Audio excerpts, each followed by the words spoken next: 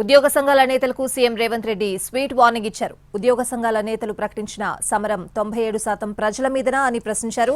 సమరమని ఉద్యోగ సంఘాల నేతలు అంటున్నారు. ఎవరి మీద మీ యుద్ధమని సీరియస్ అయ్యారు. రాజకీయ నేతల ఉచ్చులో పడొద్దన్నారు సీఎం. సమరం కాదు, సమయస్ఫూర్తితో వ్యవహరించాలని కోరారు.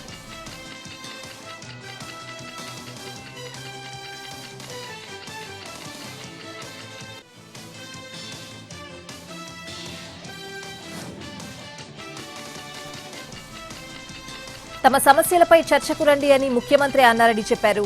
టీఎన్జీఓ నేతలు అయితే మంత్రులు చర్చల సమయం ఇవ్వడం లేదని తెలిపారు. ఉద్యోగ సంఘాలకు ఒత్తిడి ఉందన్నారు. తాము సమరం అనలేదని ఉద్యమం అన్నామన్నారు టీఎన్జీఓ నేతలు.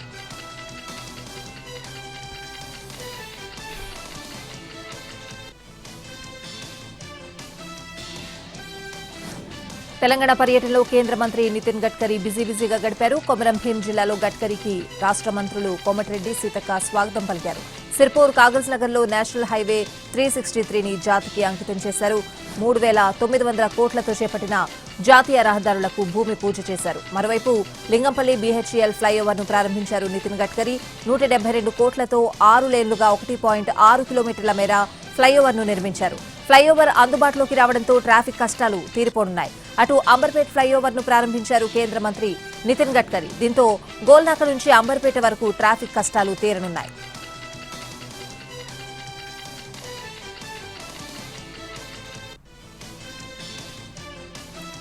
హైదరాబాద్ బేగంపేట విమానాశ్రయంలో కేంద్ర మంత్రి నితిన్ గడ్కరీతో సీఎం రేవంత్ రెడ్డి భేటీ అయ్యారు. Hyderabad regional ring road, radial రోడ్ల నిర్మాణాలపై చర్చించారు. ఇప్పటికే టెండర్లను ఆహ్వానించిన ఆర్ఆర్ఆర్ ఉత్తర భాగానికి వీలైనంత త్వరగా ఫైనాన్షియల్, కేబినెట్ ఆమోదం తెలపాలని కేంద్ర మంత్రిని కోరారు.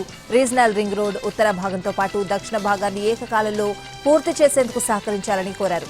ఎన్హెచ్ 765లోని హైదరాబాద్ శ్రీశైలం సెక్షన్ కు సంబంధించి మననూర్ నుంచి శ్రీశైలం వరకు ఎలివేటెడ్ కారిడార్ మంజూరు చేయాలని కోరారు సీఎం రేవంత్ రెడ్డి.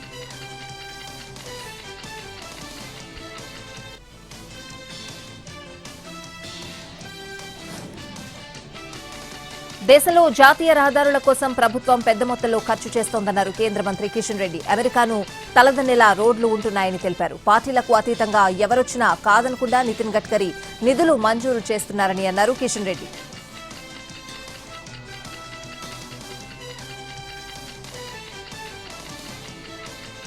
అకాల వర్షాల వల్ల జరిగిన ప్రాణ నష్టం, పంట నష్టంపై సీఎం చంద్రబాబు ఉన్నత స్థాయి సమీక్ష నిర్వహించారు.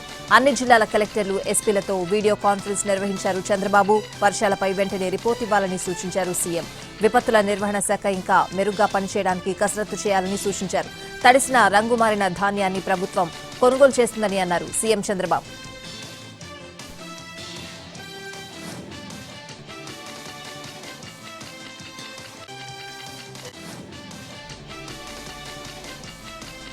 టెక్ దిగ్గజం ఒరాకిల్ తో ఆంధ్రప్రదేశ్ ప్రభుత్వం కీలక ఒప్పందం చేసుకుంది. విద్యా, ఐటీ, ఎలక్ట్రానిక్స్ శాఖల మంత్రి నారా లోకేష్ సమక్షంలో ఒరాకిల్, ఏపీఎస్ఎస్టీసీ ప్రతినిధులు ఎంఓయూపై సంతకాలు చేశారు.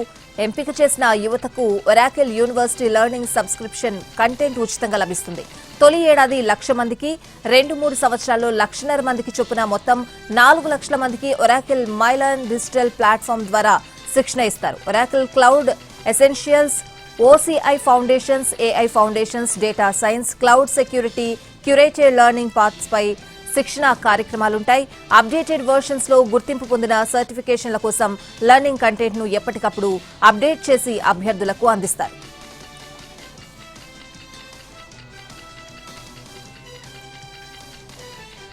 నటి జత్వానీ కేసులో నేడు ఐపీఎస్ అధికారులు కాంతి రాణా, విశాల్ గునేలు విచారణకు గైర్హాజరయ్యారు. దీంతో ఈ నెల 8వ తేదీ తర్వాత మరోసారి నోటీసులు ఇవ్వనున్నట్లు తెలిపారు సిఐడి అధికారులు. ముంబై నటి జత్వానీని వేధించిన కేసులో కాంతి రాణా, విశాల్ గునేలు నిందితులుగా ఉన్నారు. మరోవైపు ఈ కేసులో ఇప్పటికే అరెస్ట్ అయిన సీనియర్ ఐపీఎస్ పీఎస్ఆర్ ఆంజనేయులను సిఐడి అధికారులు ప్రశ్నించారు.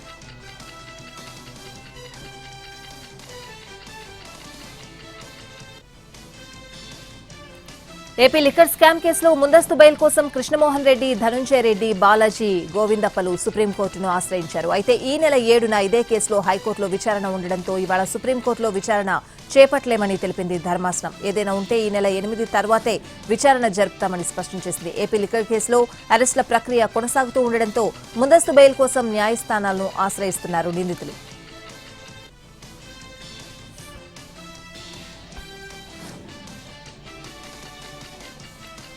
మహిళా ప్రభుత్వ ఉద్యోగులకు ఏపీ గవర్నమెంట్ గుడ్ న్యూస్ చెప్పింది. ఇప్పటి వరకు ఉన్న 120 రోజుల మాతృత్వ సెలవులను 180 రోజులకు పెంచింది. ఈ మేరకు ఏపీ ప్రభుత్వ ప్రిన్సిపల్ సెక్రటరీ పీయూష్ కుమార్ ఉత్తర్వులు జారీ చేశారు.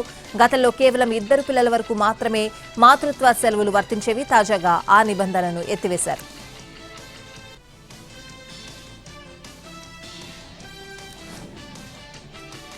యూనిట్ విద్యుత్ను ₹5 కన్నా అధిక ధరకు కొని ₹2.49 కొన్నట్లు మాజీ సీఎం జగన్ చెప్పడం సిగ్గుచేటన్నారు మంత్రి గొట్టిపాటి రవి.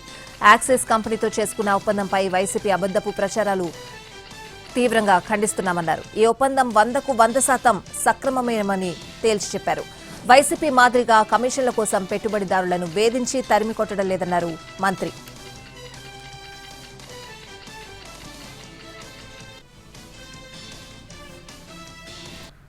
భద్రాద్రి కొత్తగూడెం జిల్లాలో చిన్నారి దేవ్రత్ ప్రపంచ రికార్డు సాధించాడు. మణుగూరు సుందరయ్య నగర్కు చెందిన సందీప్, నవ్య శ్రీ దంపతుల కుమారుడైన దేవ్రత్ ఫ్లాష్ కార్డులను ఉచ్చరించగలిగిన అసాధారణ సామర్థ్యాన్ని ప్రదర్శించి ప్రపంచ రికార్డు బద్దలు కొట్టాడు. 6 నెలల నుంచి తల్లిదండ్రులు దేవ్రత్కు శిక్షణ ఇవ్వడంతో ఈ ఘనత సాధ్యమైంది. ప్రస్తుతం 2 ఏళ్ల వయసున్న దేవ్రత్ గ్రహాలు, జంతువుల శరీర భాగాలు, ఋతువులు, నెలలు, వేమన శతకాలు, శ్లోకాలు పఠించగలడు. ఈ నోబెల్ ప్రపంచ రికార్డును స్థానిక ఎమ్మెల్యే పాయం వెంకటేశ్వర్ల చేతుల మీదుగా బాలుడు అందుకున్నాడు.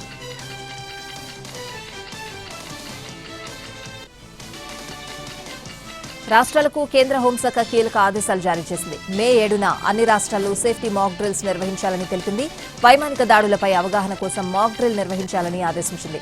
శత్రు దేశాలు వైమానిక దాడులు చేస్తే ఎలా తప్పించుకోవాలి, ఎలాంటి ప్రదేశాల్లో దాక్కోవాలి లాంటి అంశాలపై ప్రజలకు అవగాహన కల్పించాలని పేర్కొంది.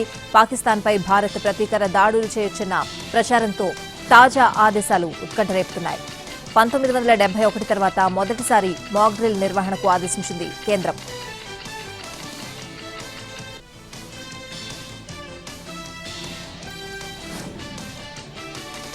ప్రధాని మోడీ వరుస సమావేశాలు నిర్వహిస్తున్నారు. ఎన్ఎస్ఏ అజిత్ దోవల్తో పాటు కేంద్ర హోంశాఖ సెక్రటరీ, రక్షణ శాఖ కార్యదర్శితోనూ భేటీ అయ్యారు. భద్రతా సన్నద్దతపై, సరిహద్దుల్లో పరిస్థితిపై చర్చించారు. ఢిల్లీలో గత 10 రోజులుగా ప్రధాని మోడీ వరుస సమావేశాలు ఉత్కంఠగా మారాయి.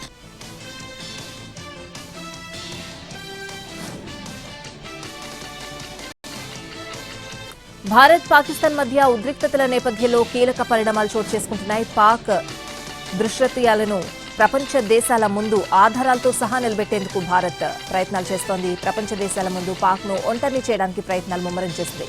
ఉగ్రవాదానికి వ్యతిరేకంగా ప్రపంచ దేశాల మద్దతు కూడగడుతోంది భారత్. వివిధ దేశాల విదేశాంగ శాఖ మంత్రులతో ఇప్పటికే భారత విదేశాంగ శాఖ మంత్రి జయశంకర్ భేటీ అయ్యారు. పాక్ పాల్పడుతున్న చర్యలను ఎండగడుతూ ఉగ్రవాదానికి వ్యతిరేకంగా పోరాడాలంటూ మద్దతు కోరారు. మరోవైపు పహల్గామ్ ఉగ్రదాడిపై అమెరికా సైతం భారత్కు మద్దతు తెలిపింది. అమెరికా విదేశాంగ మంత్రి మార్కో రూబియో ఇప్పటికే జయశంకర్తో మాట్లాడారు. ప్రతీకార దాడి చేయాలన్న ఆలోచనలకు బదులు జాగ్రత్తగా వ్యవహరించాలంటూ జయశంకర్కు సూచించారు. అయితే దాడిలో పాత్రధారులు, సూత్రధారులు, మద్దతుదారులను న్యాయస్థానంలో నిలబెట్టి తీరుతామని బదులిచ్చారు జయశంకర్. దోషులు శిక్ష తప్పదని క్లారిటీ ఇచ్చారు. దౌత్యపరంగానూ పాక్ను ఒంటరి చేసేందుకు ప్రయత్నిస్తోంది భారత్.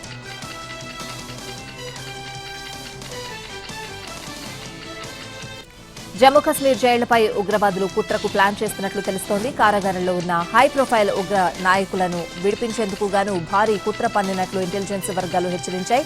దీంతో అప్రమత్తమైన అధికారులు Srinagar central jail, Kot Balwal jail, జమ్మూలోని జైళ్ల వద్ద టైట్ సెక్యూరిటీ కల్పించారు. మరోవైపు పహల్గామ్ ఉగ్రదాడి దర్యాప్తు కొనసాగుతోంది. ఇందులో భాగంగానే ఇప్పటికే చాలా మంది స్లీపర్ సెల్స్, ఓవర్ గ్రౌండ్ వర్కర్లను తీసుకొచ్చి ఈ జైల్లో ఉంచారు. వీరితో పాటు ఆర్మీ వాహనంపై దాడి కేసులో నిందితులైన నిసార్, ముష్తాక్ సహచరులను జాతీయ దర్యాప్తు సంస్థ ప్రశ్నిస్తోంది.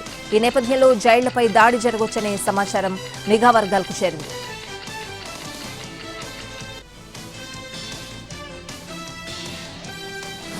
జమ్మూ కశ్మీర్లోని పూంచ్ జిల్లాలో ఓ ఉగ్ర స్థావరాన్ని గుర్తించాయి భద్రతా దళాలు. ఇందులో ఐఈడీలు ఉన్నాయి. ఐఈడీ బాంబులతో పాటు కమ్యూనికేషన్ పరికరాలు లభ్యమయ్యాయి. సురాన్కోట్ ప్రాంతానికి అత్యంత సమీపంలోనే ఉగ్రవాదులు వీటిని ఉంచారు.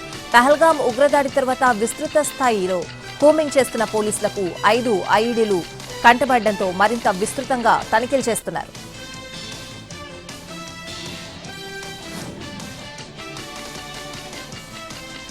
సింధు జలాల నిలిపివేతతో పాకిస్తాన్లో నదులు ఎండిపోతున్నాయి. జమ్మూ కశ్మీర్లోని రియాసీ జిల్లాలో సింధు నదిపై ఉన్న ప్రాజెక్టుల గేట్లు అన్నింటినీ అధికారులు మూసివేశారు. దీంతో దిగువనున్న పాకిస్తాన్కు చుక్క నీరు పారట్లేదు.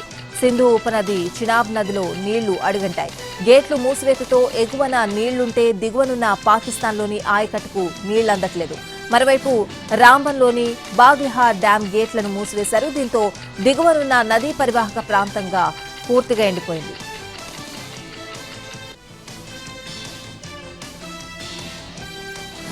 పీఎంఓ కార్యాలయంలో ప్రధాని మోడీతో సమావేశమయ్యారు ప్రతిపక్ష నేత రాహుల్ గాంధీ. కొత్త సీబీఐ డైరెక్టర్ ఎంపిక చేసేందుకు నిర్వహించిన సమావేశంలో ఆయన పాల్గొన్నారు. రాహుల్ గాంధీతో పాటు supreme court chief justice Sanjiv Khanna కూడా హాజరయ్యారు. ప్రస్తుత సీబీఐ డైరెక్టర్ ప్రవీణ్ సూద్ పదవీకాలం ఈ నెల 25న ముగియనుండటంతో కొత్త సీబీఐ డైరెక్టర్ ఎంపికపై ఫోకస్ చేసింది కేంద్రం.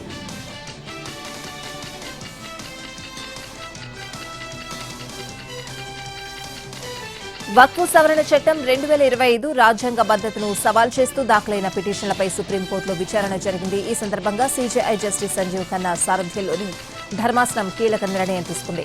వక్ఫ్ చట్ట సవరణను సవాల్ చేస్తూ దాఖలైన 72 పిటిషన్లపై విచారణను తదుపరి సీజేఐగా బాధ్యతలు చేపట్టనున్న జస్టిస్ బీఆర్ గవాయ్ సారథ్యంలోని ధర్మాసనం చేపడుతుందని స్పష్టం చేసింది. తదుపరి విచారణను ఈ నెల 15కు వాయిదా వేస్తున్నట్లు జస్టిస్ సంజీవ్ ఖన్నా వెల్లడించారు.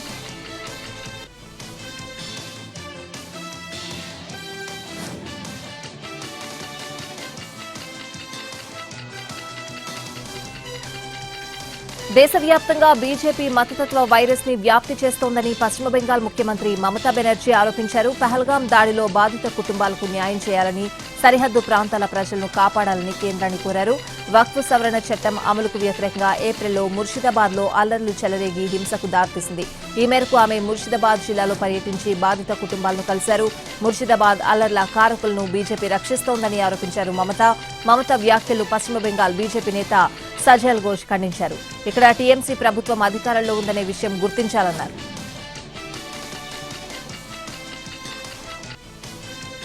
ఏపీ బీజేపీ ఎమ్మెల్యే సుజనా చౌదరికి తీవ్ర గాయమైంది. ప్రస్తుతం లండన్ పర్యటనలో ఉన్న ఆయన అక్కడున్న ఓ సూపర్ మార్కెట్లో కింద పడిపోవడంతో కుడి భుజం ఎముక విరిగిపోయింది. దీంతో సర్జరీ కోసం కుటుంబ సభ్యులు ఆయన్ను హైదరాబాద్కు తీసుకొస్తున్నట్లుగా తెలుస్తోంది.